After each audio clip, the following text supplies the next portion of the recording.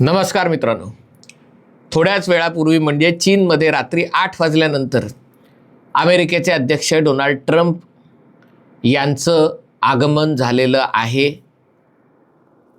त्यांच्यासोबत परराष्ट्र सचिव मार्को रुबियो, रक्षा सचिव युद्ध सचिव, कारण आता डिपार्टमेंट ऑफ वॉर त्यांनी केलं आहे, पीट हेगेसेथ आणि इतर वरिष्ठ अधिकारी आहेत. पण त्यांच्यासोबत अमेरिकेतल्या 18 बलाढ्य कंपन्यांचे नेते, सर्वोच्च नेते त्याच्यात आहेत. याच्यामध्ये टेस्ला किंवा स्पेसएक्सचे इलॉन मस्क, ॲपलचे टिम कुक, ब्लॅकरॉकचे लॅरी फिंक, ब्लॅकस्टोनचे Stephen Schwarzman, Boeing Kelly Ortberg, Goldman सॅक्स, सिटी बँक किंवा सिटी ग्रुप, मेटा म्हणजे फेसबुक, सिस्को, क्वालकॉम, मायक्रॉन जे आपल्याकडे सेमीकंडक्टर बनवणार आहेत, Mastercard, Visa, Illumina, GE aerospace, Cargill, Coherent आणि याच्यासह इतर कंपन्या आहेत. आता याच्यामध्ये सगळ्यात दखल घेण्यासारखी गोष्ट, आणि म्हणून हा व्हिडिओ करत आहे, या बलाढ्य कंपन्यांच्या आणि त्यांच्या नेत्यांच्या नावामध्ये जगातली सगळ्यात किमती कंपनी, शेअर बाजाराच्या दृष्टीने सगळ्यात बलाढ्य कंपनी अशी ओळख असलेल्या एनव्हिडिया या कंपनीचे जेन्सेन हुआंग यांचं नाव नव्हतं. याचं कारण त्यांच्याकडे जे आहे ते अमेरिकेला, चीनला द्यायचं नाही आहे. एनव्हिडिया कंपनी ज्या चिप्स बनवते त्या आर्टिफिशियल इंटेलिजन्स क्षेत्रासाठी अत्यावश्यक किंवा महत्त्वाच्या मानल्या जातात, आणि या कंपनीच्या सर्वोत्तम चिप्स चीनला देऊ नयेत असा अमेरिकेचा आदेश आहे. कारण चीन AI क्षेत्रात अमेरिकेच्या पुढे जाता कामा नये. जेन्सेन हुआंग यांचं अमेरिकन सरकारला सांगणं असतं, विनंती असते की चीनसाठी आम्ही थोड्या कमी क्षमतेच्या चिप बनवून त्या देतो, चीनला याच्यातनं वगळू नका, त्यांना कमी दर्जाच्या थोड्या चिप द्या, पण त्या देत राहा, कारण त्या नाही दिल्या तर चीन स्वतःहून चिप बनवेल आणि त्या तुमच्यापेक्षा चांगल्या बनवेल, आणि त्याच्यामुळे हे आपल्याला परवडण्यासारखं नाही आहे. पण अमेरिकेच्या नेतृत्वाचा त्याच्यावर विश्वास नव्हता. त्यांचं म्हणणं होतं चीननी कमी दर्जाच्या चिप वापरल्या तरी ते असं काहीतरी शोधून काढतील जुगाड की त्याच्यातनं तुमच्यापेक्षा, अमेरिकेपेक्षा ते पुढे जाऊ शकतील.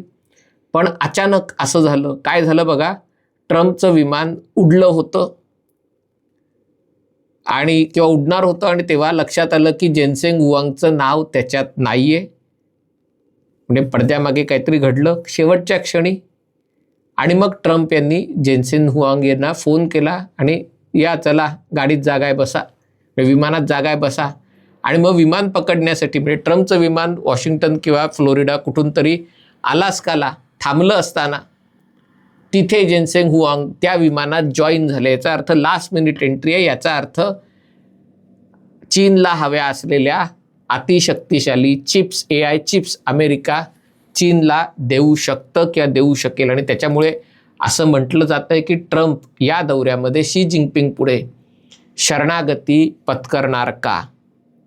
आता हा मुद्दा चर्चेला घेण्याचं कारण म्हणजे भारताला जागतिक सत्ता होण्यासाठी सगळ्यात मोठी आशा जर कुठली होती तर ती आशा होती की आता अमेरिका आणि चीन यांच्यातली धुमश्चक्री अटळ आहे, आणि चीनला स्पर्धा करताना अमेरिका आपल्या मित्र देशांना सोबत घेईल आणि त्यांना शक्तिशाली बनवेल, म्हणजे त्यांनाही बळ पुरवेल, आणि याचा फायदा भारताने करून घ्यायला हवा.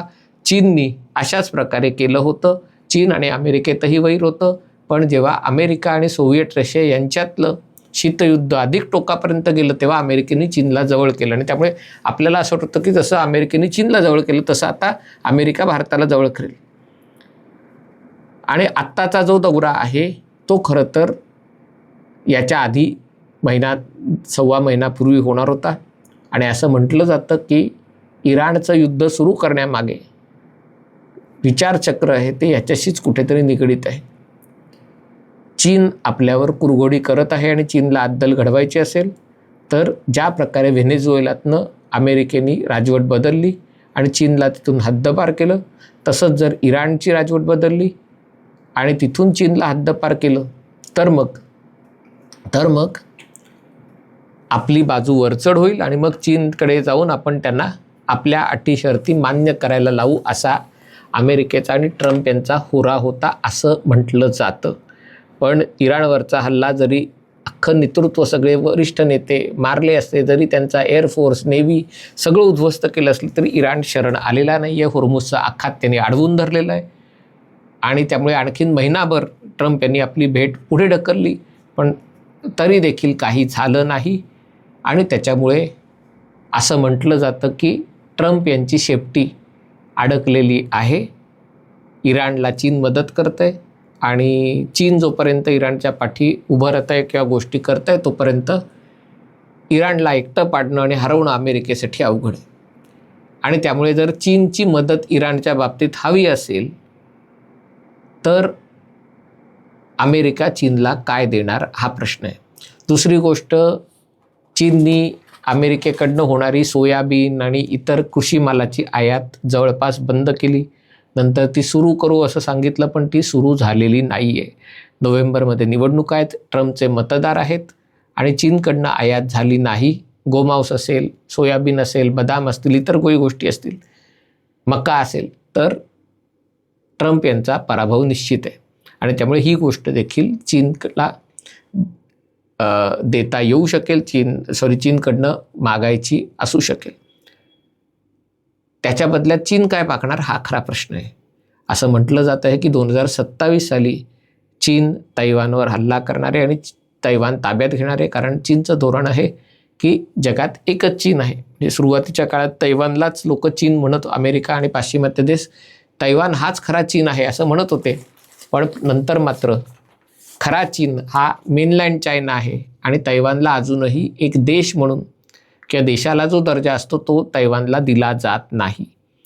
पण शी जिनपिंग यांना याच्यावर समाधान नाही आहे. त्यांना तैवान हाँगकाँगसारखं स्वतःच्या देशाचा भाग करायचा आहे. त्याच्यासाठी लष्करी कारवाई करायची ही त्यांची तयारी आहे. आणि त्यांच्या डोळ्यात जर काही सलत असेल तर अमेरिकेने तैवानला 11 अब्ज डॉलरची शस्त्रास्त्र विकली किंवा घोषित केलं होतं. आणि त्यामुळे जर युद्ध झालं तर अमेरिका तैवानच्या मदतीला येणार का? आता याच्यामध्ये अशी मेख मारून ठेवलेली आहे की अमेरिकेची अनेक शस्त्रास्त्र, क्षेपणास्त्र त्यांचा अर्धा स्टॉक संपलेला आहे. आणि तैवाननी जी ऑर्डर प्लेस केलेली आहे ती द्यायचं तर अमेरिकेला स्वतः उपाशी राहून तैवानला शस्त्रास्त्र पुरवावी लागतील. तैवानला शस्त्रास्त्र पुरवली नाही तर चीन तैवानवर हल्ला करू शकतो. बघा म्हणजे कसं एकमेकांच्यात गुंतागुंतीच आहे.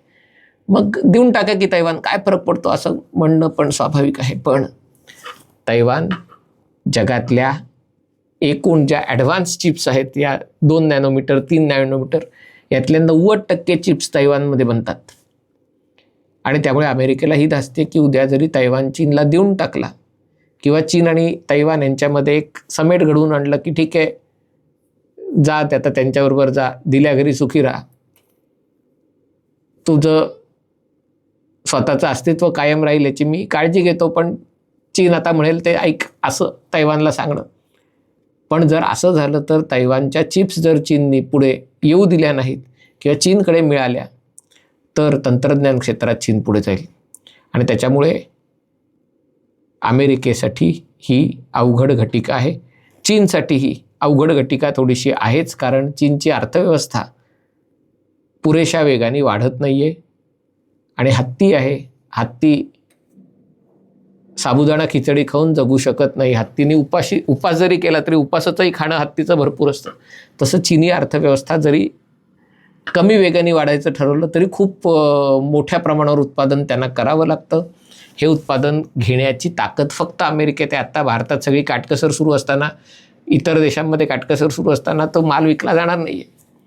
आणि त्याच्यामुळे जे दोन देश एकमेकांना टक्कर द्यायला निघाले होते, 2 सांड एकमेकांची लढायला निघाले होते, मी परवाच व्हिडिओ केला होता, त्यांनी जर युद्ध न करण्याचा निर्णय घेतला, म्हणजे त्यांनी जर समेट घडवून आणला, तो समेट फार काळ टिकणार नाही, पण जरी तो समेट घडवून आणला तर भारतासाठी ती मोठी काळजीची गोष्ट असेल.